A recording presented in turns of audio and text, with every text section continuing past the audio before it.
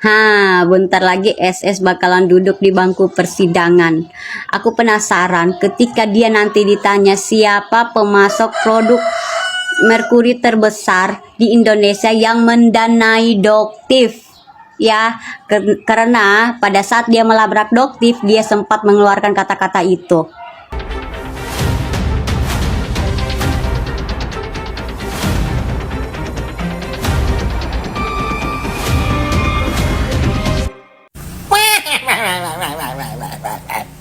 Kaget ya. Ntar rambutnya gue benerin dulu ya, biar on point.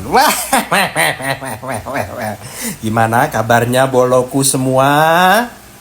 Gimana? Sudah dengar kabar yang sangat menghebohkan belum? Gue sebenarnya dari kemarin-kemarin tuh udah tahu ya, cuman gue diem-diem karena gue kan sebagai sahabat se-circle-nya si Nepos dalam geng sirkus, gue mah gak ember. Gue udah tahu kalau si screenshot dan DRL bakalan jadi tersangka. Gimana pendapatnya kalian? Pasti kalian pada seneng kan kalau mereka ditetapkan sebagai tersangka. Ayo, kalian pada seneng kan? Ya kan? Ih, kalian jahat. Gue lagi mikir nih ya, masa teman-teman gue pada di penjerong gimana nih? Aduh, tolong kalian jangan bilang ya kalau kalian pengen si Nepo juga di penjerong ya. Jangan, ntar gue nggak ada temen.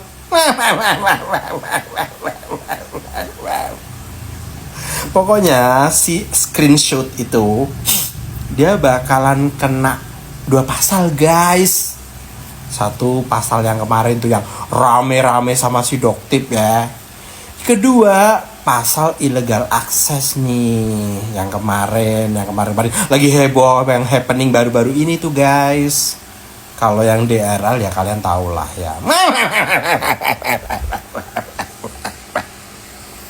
Gue sedih banget kalau mereka kena pasal tahu. Padahal dalam pikiran gue syukurin kayak gitu ya. Peace. Bentar lagi SS bakalan duduk di bangku persidangan.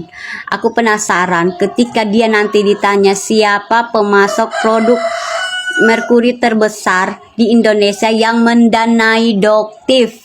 Ya, karena pada saat dia melabrak Doktif, dia sempat mengeluarkan kata-kata itu.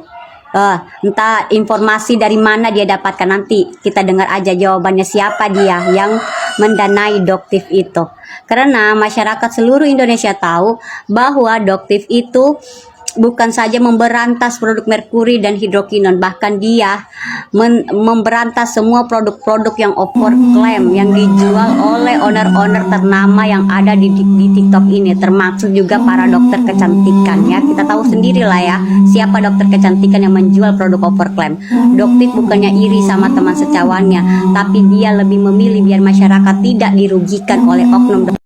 Kalau untuk Nikita Mirzani dan Mail bebas itu kayaknya nggak mungkin, tapi pasti akan bebas kalau udah selesai masa tahanannya. Dan yang kemarin mengajukan banding itu bukan Nikita Mirzani, tapi JPU-nya. Sekarang terlihat di sosial media bahwa JPU mengajukan kasasi lagi. Aduh, gimana ya? Ini Nikita Mirzani ini kasusnya bukan kasus bom gitu atau narkoba, bukan kan? Ini kasus juga untuk pemerasannya kan udah dihilangkan oleh Pak Hakim. Terus apa yang membuat JPU itu ngotot Nikita Mirzani harus dikena hukuman berat gitu?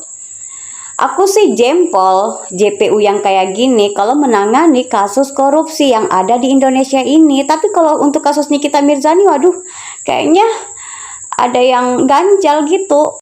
Udah dong sayang, tadi siang Doktif review lagi tuh ya, uji lab lagi. produknya SS yang hitam itu yang serum. Overclaim lagi. Ya niacinamide-nya iya, tapi ada satu tuh yang yang nggak ada ingredientsnya di dalam serumnya dia. Aku lupa namanya apa. Aku kan bukan dokter ya. Tapi nggak ada tobat-tobatnya ya. Menipu konsumen, nggak ada tobat-tobatnya. Udah kemarin-kemarin jual overclaim, sekarang masih overclaim lagi. Dipikirnya Doktif itu hanya memeriksa niacinamide-nya. Padahal Doktif periksa semuanya dan overclaim lagi SS produknya. Mana jualnya mahal. Padahal Doktif bilang niacinamide itu paling murah, bahan baku paling murah. Untungnya banyak banget guys. Baru naik sidik langsung ke rumah Ibu Mekutrut. Emang rumah Ibu Mekutrut ini adalah ngalah-ngalahin pegadaian mungkin kali ya, menyelesaikan masalah tanpa masalah. Setelah naik sidik, tidak terlihat memperlihatkan kepanikan. Tetapi netizen Indonesia mencium aroma-aroma kepanikan. Kasus yang naik bukan yang persekusi. Tapi nggak apa-apa, kata Doktif. Persekusi itu hanya tuntutan itu 9 bulan ya, 8 apa 9 bulan. Tetapi ini illegal akses, tuntutannya itu ancamannya 6 sampai 8 tahun. Kita saksikan sama-sama apakah hukum ini tidak pandang bulu ya. Hukum ini masih sesuai dengan Undang-Undang Dasar, pasal-pasal negara Republik Indonesia. Salam dari Kokohiro Cimot. Yang suka video saya silahkan follow dan tinggalkan komentar. Kalian pikir sendiri bagaimana Indonesia ini tanpa Doktif. Kalian pengguna skincare ya atau alat-alat kecantikan sampai kiamat kalian akan dibohongi oleh owner-owner nakal yang motonya hanya memperkaya diri sendiri. Seperti kasus Nikita Mirzani yang kita kawal rame-rame. Di sini juga saya mau menyuarakan jangan biarkan Doktif berjalan sendiri. Nikita Mirzani dengan suara yang frontal membela wajah-wajah wanita Indonesia sudah dibungkam. Sekarang Doktif jangan sampai juga ikutan menjadi bungkam. Karena apa? Kalau dua orang si pemberani si Sri Kandi Indonesia ini bungkam, pertanyaannya siapa lagi yang berani ya mengungkapkan ketidakbenaran para penjahat-penjahat mafia skincare yang ada di Indonesia. Jadi kita kawal rame-rame Doktif, jangan biarkan Doktif sendiri. Salam dari Kokohiro Cimot. Yang suka video saya silahkan follow dan tinggalkan komentar. Dr. Richard Lee jadi tersangka kasus dugaan pelanggaran pelindungan konsumen. Oke teman-teman, jadi ini adalah babak baru dari perseteruan antara Doktif dan juga Dr. Richard nih. Nah kita tahu kemarin beritanya Doktif itu pun sudah ditetapkan sebagai tersangka. Sekarang giliran Dr. Richard juga ditetapkan sebagai tersangka nih. Dr. Richard ini dilaporkan atas dugaan pelanggaran perlindungan konsumen terkait produk dan treatment kecantikan. Nah penetapan tersangka ini dilakukan pada 15 Desember 2025. Pada surat pemanggilan pertama tanggal 23 Desember 2025, Dr. Richard tidak memenuhi panggilan pemeriksaan nih. Ia diketahui akan hadir di panggilan kedua, yaitu di tanggal 7 Januari 2026. Ya, drama apa lagi ini gitu loh. Ada aja nih, kemarin Doktif udah jadi tersangka. Sekarang Dr. Richard ditetapkan juga sebagai tersangka. Ujung-ujung kalau misalnya ketemu di penjara berdua gimana? Kagak bisa gitu ya, damai-damai aja gitu. Dokter loh kalian ini loh, aneh.